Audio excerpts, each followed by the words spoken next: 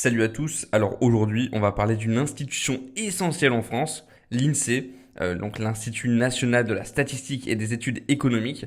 Alors on va passer en revue les avantages et les inconvénients de l'INSEE et je vous donnerai à la fin de la vidéo une note finale sur 10 pour voir ce que ça vaut en termes de fiabilité et d'utilité.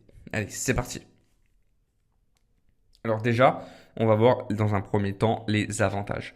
Et le premier avantage, c'est la fiabilité des données. Parce que l'INSEE est reconnu pour la qualité de ses statistiques, que ce soit pour les chiffres de l'emploi, de la population ou de l'économie. Les données sont rigoureusement collectées et mises à jour régulièrement. Et en fait, c'est vraiment une source incontournable pour les chercheurs, les économistes et les décideurs politiques. Deuxième bon point, l'accès public. Parce que ça, c'est un autre atout majeur. C'est que les données sont gratuites et accessibles à tous via leur site.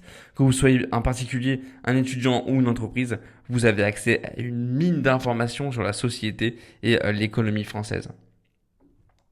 Troisième bon point, l'analyse détaillée. Parce que l'INSEE ne se contente pas de publier des chiffres bruts, ils offrent aussi des analyses claires et détaillées sur des sujets comme l'inflation, le pouvoir d'achat ou encore l'évolution démographique. Et en fait, ça aide vraiment à comprendre les tendances actuelles. Ok, alors maintenant nous allons voir les inconvénients. Et le premier inconvénient, c'est la complexité des rapports. Et oui, parce que l'un des points faibles de l'INSEE, c'est que certaines de leurs publications peuvent être très techniques et difficiles à comprendre pour un public non expert. Et ça peut rendre l'interprétation des données compliquée sans un minimum de connaissances en statistiques ou en économie.